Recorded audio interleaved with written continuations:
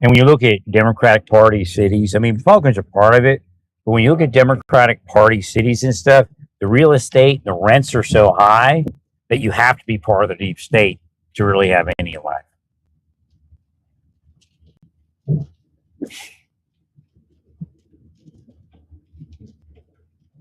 Cop salary isn't even enough to have a good life.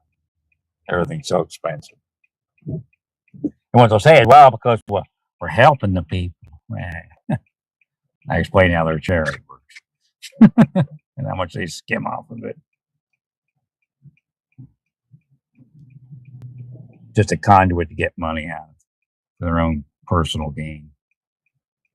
Because, yeah, you could run those programs for at least half the price and feed twice as many people. Or give them twice as much food.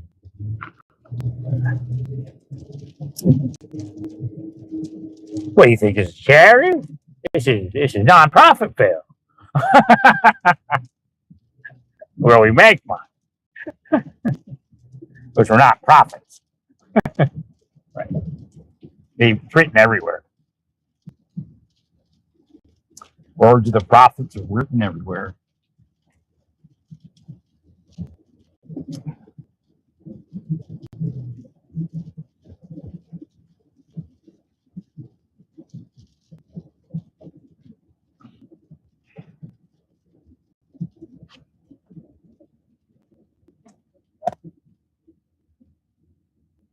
Right, there's tons of ways for spies to communicate.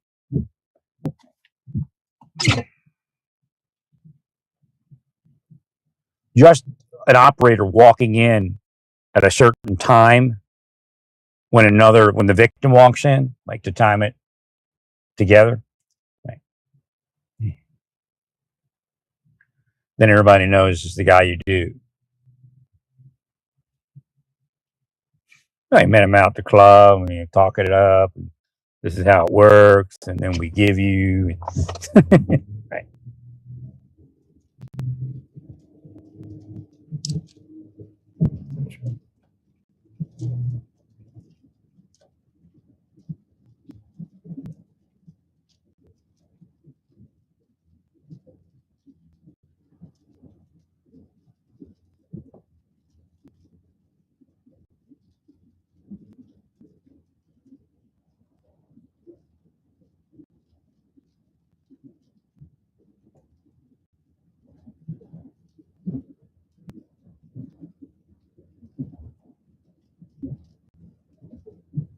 So again, the whole lawsuit revolves on suing the federal government for what the state and local governments and their, activist cronies are causing. It makes no sense. And that's really the first argument the government should make, and see if the court wants additional information, because I don't think they can sue for what they're causing by engaging in deprivation of rights under color of law. If you give equal protection, then you don't have that issue. Equal protection is different than, I don't believe in ICE law. Right.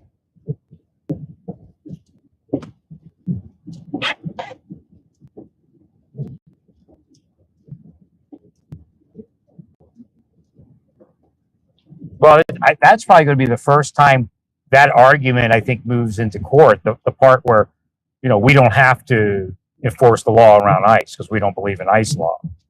Because neither one of those statements, is truthful. You have to believe in ICE law,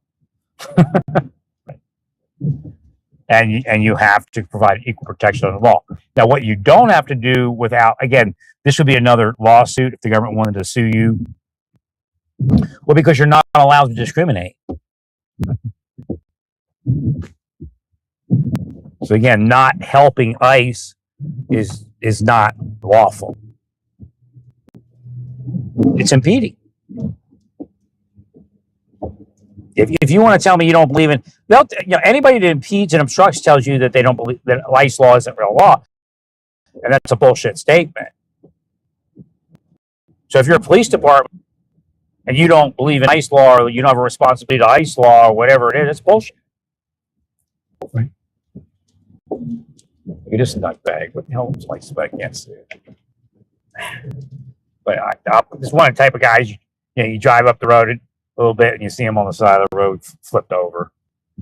Wait out here like this, you little hoopty. Passed on the right side, cut me off. I was in the right lane.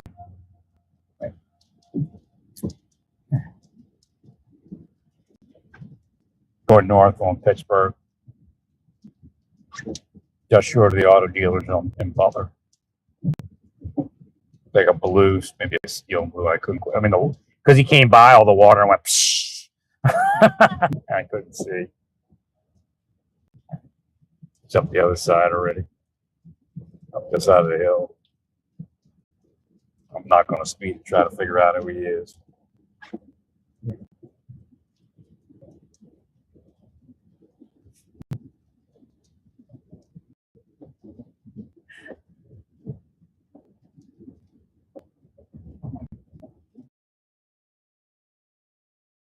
Right.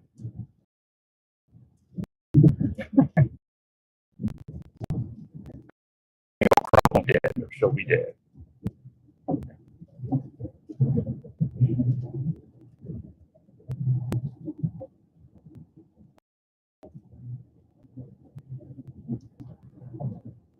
Time and date is it could be high school kids. Right.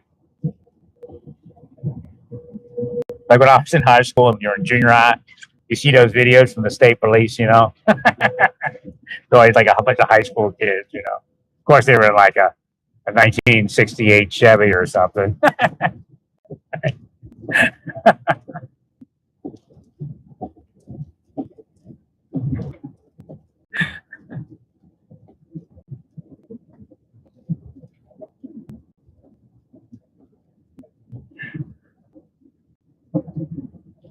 Thank you, sir. Yeah, you may want to put a little bit of. You were doing when I moved in. You had a speed trap, or I guess they call it speed trap, but you know, increased enforcement, high intensity enforcement. You might want to hit that area. Most people are really cautious there. I can't say it's a community issue.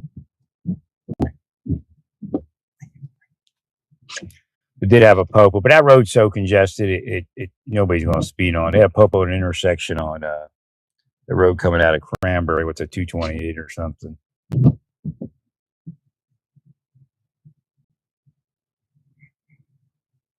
Kind of like a rush hour thing, I guess, starting out.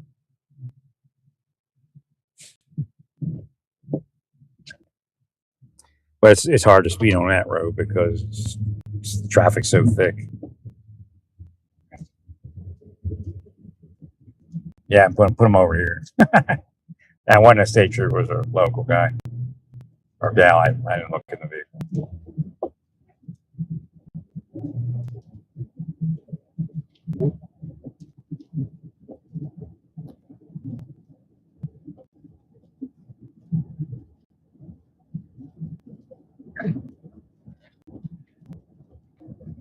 Yeah, I don't know what it is. It seems like everybody's driving faster. I'm trying to fight it too. It's metaphysical. I just passed the comfort in. Yeah, everybody's driving faster than usual. I'm not sure why. You can heal it, see if it works. If you're a state trooper, you can probably heal it, probably work. You got that authority, you know.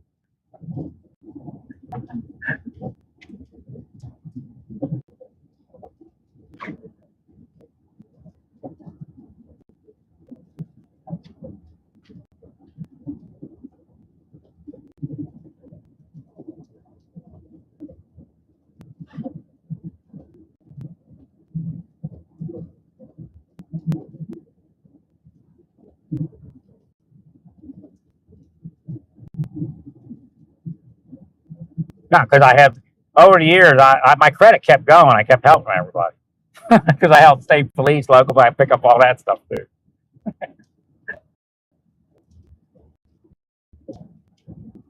I have credit in their systems.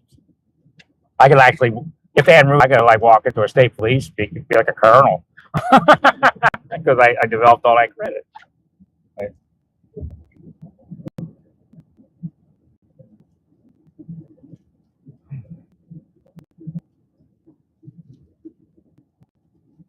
Like the evil colonels hate me. Like the evil marshals hate me.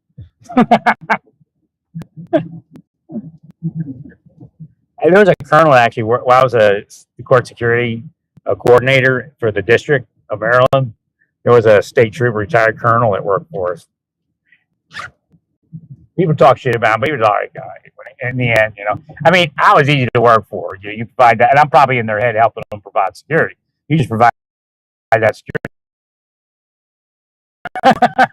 I don't care. I don't care who you are or what you do. I mean, don't make rhymes, but and like I was really careful because I used to check them out. I had this intern, really good looking intern, bring in a gun. I mean, anybody would have been like,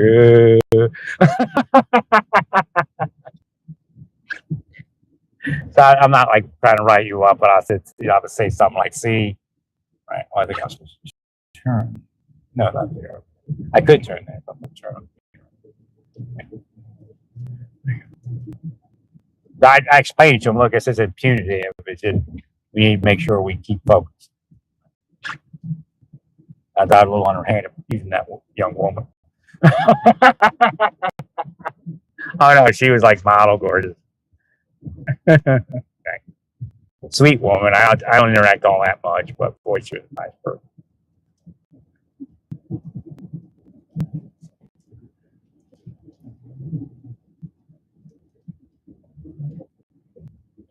After all, I knew they were FBI agents. I don't know.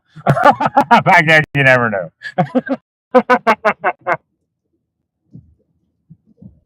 I asked her, it was like a little seized pistol from somebody. I think did try to bring it in courthouse at one point. We had it in somewhere in the vault, I think.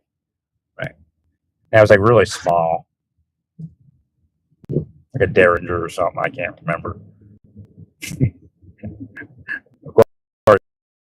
Yeah, for her to hide it would be small, especially when she's wearing. It was Norm. Norm, you messed up. I was laughing more than anything. I don't think Norm appreciated it, but it was a Baltimore City cop retiring. But he's a contractor on the side. A lot of cops do that kind of stuff. Especially, I don't know about them anymore. It pays much better than it used to be. Right.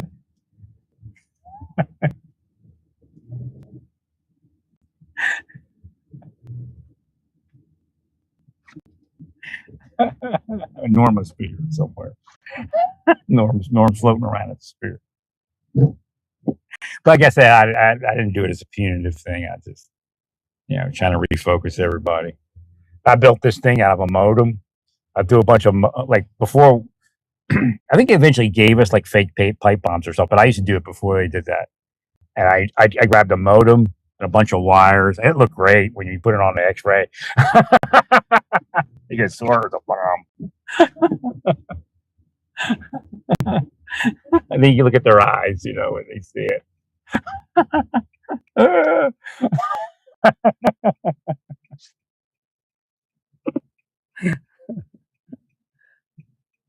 But I was quick to, neutralize, say, don't worry about it. If you didn't find it, I said, it's just, just testing the system. It didn't work. We have to do better. It's all. Like,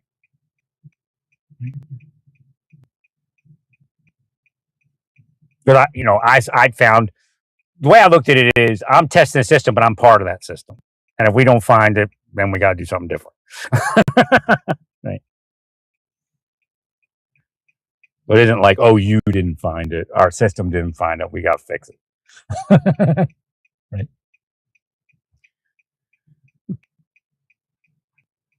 It was funny looking. I think it was Norm. Maybe I'm wrong, but I think it was Norm. It was funny. I think it was Norm.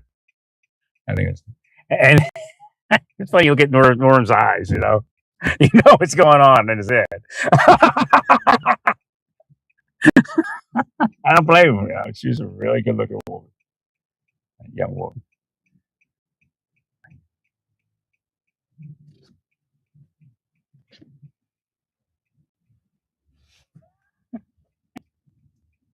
That's how the crooks are, though. You gotta be careful.